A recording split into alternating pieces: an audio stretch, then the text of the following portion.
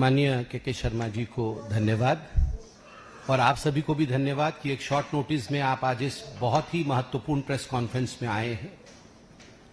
आज हमने राहुल गांधी जी के प्रेस कॉन्फ्रेंस को देखा और ये कोई पहली बार नहीं है कि राहुल गांधी किसी संवैधानिक संस्थान के ऊपर हमला करते हुए नजर आए और महाराष्ट्र या कर्नाटक के चुनाव को कटघरे में खड़े करते हुए नजर आए। आज के राहुल गांधी के प्रेस कॉन्फ्रेंस के दो हिस्से हैं। एक तकनीकी हिस्सा है, टेक्निकल व्यू पॉइंट है, कितने वोटर, कितने लोगों ने वोट दिया, किस प्रकार वोटिंग हुई, वोट का तरीका किस प्रकार का है, उसको लेकर राहुल गांधी जी के मन में कुछ संदेह है। और दूसरा जो हिस्सा राहुल गांधी जी के आज के प्रेस वार्ता का है वो राजनीतिक है, क्योंकि भारतीय जनता पार्टी को उन्होंने घेरने की कोशिश की है। भारतीय जनता पार्टी के खिलाफ भी उन्होंने अनर्गल कहा है। मैं मानता हूं कि जो तकनीकी विषय है वो कंसर्न डिपार्टमेंट अर्थात चुनाव आयोग, मैंने अभी कुछ देर पहले मीडिया में भी देखा है, चुनाव आयोग ने भी कुछ जवाब दिया है। उस विषय में भी मैं अपने प्रेस कॉन्फ्रेंस में लाऊंगा क्योंकि वो अभी पब्लिक डोमेन में है। मगर तकनीकी विषयों को अलग रखते हुए एक वृहद विषय को लेते हुए, राजनीतिक विषय को लेते हुए मैं इस प्रेस कॉन्फ्रेंस को संबोधित करता हूं। पहली बात है कि राहुल गांधी और कांग्रेस पार्टी ने आज तक उन राज्यों में कोई भी प्रेस कॉन्फ्रेंस नहीं किया जिन राज्यों में उनको जीत मिली है। ये जो मीठा मीठा गपगप और कड़वा कड़वा थू थू, यह जो सिलेक्टिविटी है कि हम सिलेक्टिव आउटरीच दिखाएंगे, यह भी भारत की जनता देख रही है। आप हिमाचल में जीतते हैं तो उस समय तो नहीं कहते हैं कि इलेक्शन कमीशन ने अच्छा काम किया, उस समय तो आप नहीं कहते हैं कि इलेक्शन कमीशन ने कहीं ना कहीं फर्जीवाड़ा किया, उस समय आप फर्जीवाड़ा आपको नजर नहीं आता है या आप बधाई भी नहीं देते हैं, उस समय आप न्यूट्रल हो जाते हैं। आप तेलंगाना में जीतते हैं, आपका मुख्यमंत्री बनता है तेलंगाना में, भारतीय जनता पार्टी हार जाती है, उस समय का कोई भी प्रेस कॉन्फ्रेंस आप दिखा दीजिए कि राहुल गांधी ने कहा हो कि तेलंगाना में इलेक्शन कमीशन ने फर्जीवाड़ा किया है। उस समय किसी के ऊपर कोई प्रश्नवाचक चिन्ह नहीं उठाते। जब आपको 99 सीट मिलती है लोकसभा के चुनाव में तो आप पूरे देश में सेलिब्रेट करते हैं और कहते हैं देखो हमारी जीत हो गई। कैसे? यदि देश का लोकतंत्र हार गया, यदि देश का चुनाव आयोग ही कॉम्प्रोमाइज्ड है आपके कहने के मुताबिक, तो आप सेलिब्रेट किस बात का कर रहे हो कि हम जीत गए हैं, हमें अधिक सीटें मिली है। तो कहीं ना कहीं एक सिलेक्टिव आउटरीच कांग्रेस पार्टी और राहुल गांधी में देखने को मिलता है। दूसरी बात है, राहुल गांधी का फ्रस्ट्रेशन की यह चरम सीमा है और मैं बहुत सोच समझ कर बोल रहा हूं। आज जिस प्रकार के शब्दों का प्रयोग किया गया है, मैं तकनीकी विषय पे तो आऊंगा, मगर आज पहली आपत्ति में दर्ज करता हूं कि चुनाव में हार जीत ये लगी रहेगी। सबसे बड़े समय के लिए यदि विपक्ष में किसी पार्टी ने समय बिताया है तो मेरा मानना है जनसंघ भारतीय जनता पार्टी है। हमारी पार्टी ने सबसे बड़े कालखंड के लिए विपक्ष के रूप में जिम्मेदारी संभाली, मगर कभी भी कोई भी ऐसा वाकया नहीं हुआ। कई बार हमने भी प्रेस कॉन्फ्रेंस किया है, मगर कभी भी ऐसा नहीं हुआ कि इलेक्शन कमीशन के, चुनाव आयोग के अधिकारियों को धमकाने का काम हमारे किसी नेता ने किया हो। आज के शब्द क्या थे राहुल गांधी जी के? राहुल गांधी जी के शब्द थे, यदि मेरे प्रेस कॉन्फ्रेंस के ऊपर जवाब नहीं आया तो there will be serious consequences, बहुत घातक परिणाम होंगे। सीरियस कॉन्सिक्वेंसेस को अगर हम ट्रांसलेट करते हैं तो हिंदी में अनुवाद बनता है घातक परिणाम होंगे। क्या घातक परिणाम होंगे? उन्होंने यह भी जस्टिफाई किया कि एक दिन ऐसा आ सकता है कि जब हम ऑपोजिशन वाले, अभी भी उनके मुंह में खुद ही कांग्रेस पार्टी के सर्वोच्च नेता के मुख से यह नहीं निकल रहा है कि एक दिन ऐसा भी आ सकता है कि कांग्रेस पार्टी सरकार बना सकती है। He lacks confidence to that extent. उस हद तक उनके मन के अंदर कॉन्फिडेंस और विश्वास नहीं है कि कांग्रेस पार्टी कभी भविष्य में सरकार बना सकती है। वो आज भी कह रहे हैं कि ऐसा समय आ सकता है कि भविष्य में ऑपोजिशन कभी सरकार बना सकती है। तब चुन चुन कर एक एक अधिकारी को, वो कितना भी बड़ा क्यों ना हो, उसको छोड़ा नहीं जाएगा। ये किसकी भाषा है?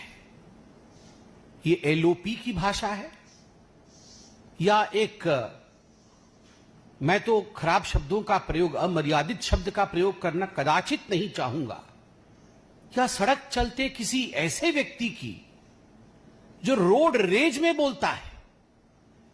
This language is the language of election rage, कि आपके गाड़ी का एक्सीडेंट हो गया है, आपके पार्टी का एक्सीडेंट हो गया है बिकॉज ऑफ नॉन परफॉर्मेंस, और आप इलेक्शन रेज में आ गए हैं। जिस प्रकार रोड रेज का हम केस देखते हैं, राहुल गांधी जी का ये इलेक्शन रेज है। ये कई महीनों से चल रहा है। जब आप कहते हैं कि चुन चुन के मैं छोड़ूंगा नहीं, मैं बर्बाद कर दूंगा ऑफिसर्स को, this is not the language. मैं सत्ताधारी पार्टी का प्रवक्ता हूं। मेरे बगल में आदरणीय के जी बैठे हैं, ये सत्ताधारी पार्टी के प्रवक्ता हैं। मुस्कुराकर हमें इन प्रश्नों का उत्तर देना होगा। एक क्षण के लिए भी हमारे मुख पर एरोगेंस और अहंकार नहीं होना चाहिए। हम कौन हैं? हम नौकर हैं, हम जनता के सेवक हैं, चाकर हैं हम। ये जो हम आज बैठे हुए हैं इस चेयर पे और बात कर रहे हैं, जनता जनार्दन ने वोट दिया है उनकी नौकरी करने के लिए। बाबा साहेब अंबेडकर द्वारा बनाए गए संविधान के पन्नों में इलेक्शन कैसा होगा, कैसे कंडक्ट करेगी चुनाव आयोग उस इलेक्शन को, इस विषय में पूरी जानकारी है। और बाबा साहब ने यह भी लिखा है अपने संविधान में कि यदि कोई आयोग अपना काम ठीक से नहीं करती है तो कोर्ट भी है। आप कोर्ट की दरवाजे को भी खटखटा सकते हैं। मैं आज राहुल जी से पूछना चाहता हूं, राहुल जी, अभद्र शब्दों का तो प्रयोग आपने कर लिया, मगर विनम्रता के साथ क्या आप कोर्ट गए? Did you file a petition against this?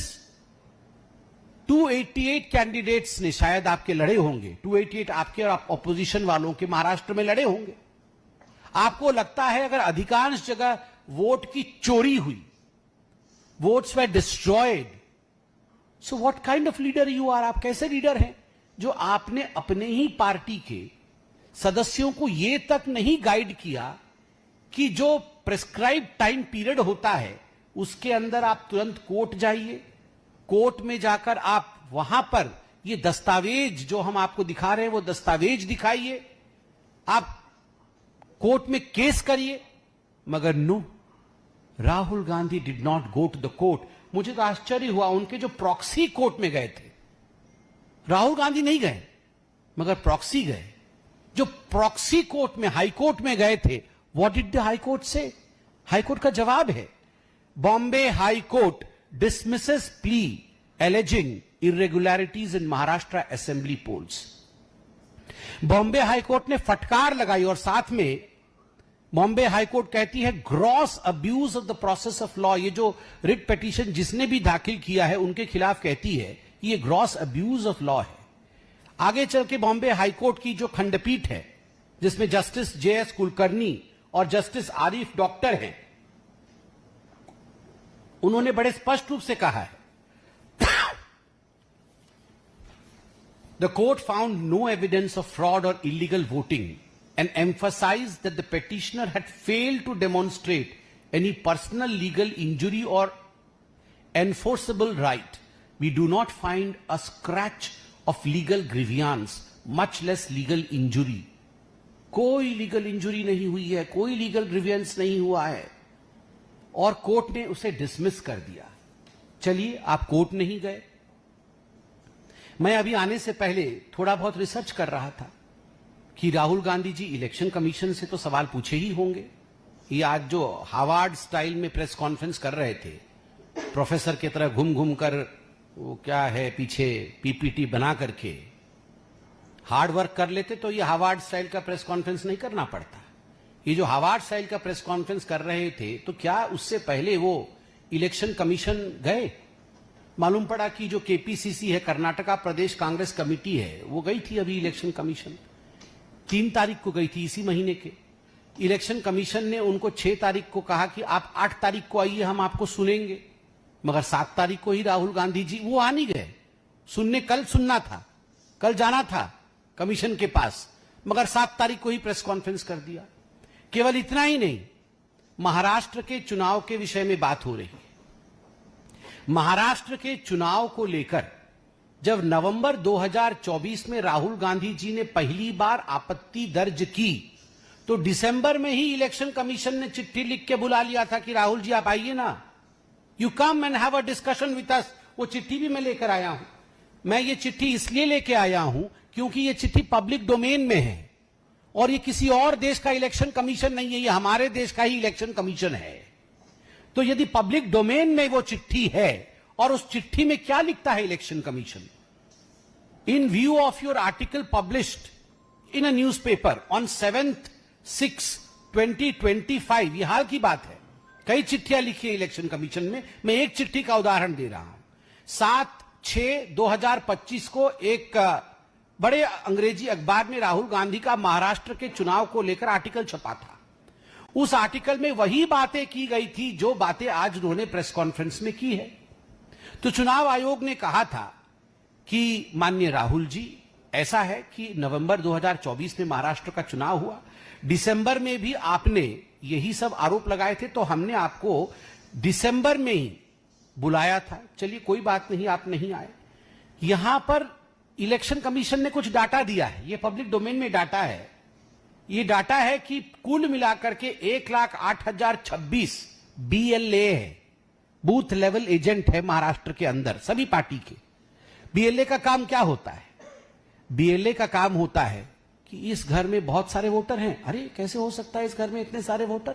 चलो कंप्लेंट करो BLO को, मतलब ऑफिसर को, जो बूथ लेवल ऑफिसर होता है। ये BLA पॉलिटिकल पार्टी अपॉइंट करती है और BLO इलेक्शन कमीशन का ऑफिसर होता है। अरे इसका नाम सही नहीं है, इसके पिताजी का नाम तो गलत है, चलो कंप्लेंट करो, ठीक करवाते हैं। अरे ये तो 18 साल की नहीं है, ये तो 60 साल की है, इलेक्शन कमीशन को हम कंप्लेंट करते हैं। ये BLA का काम होता है। कितने BLA हैं महाराष्ट्र में कांग्रेस पार्टी के? 28,420। 420 नहीं, 28,420। 28,420 BLA।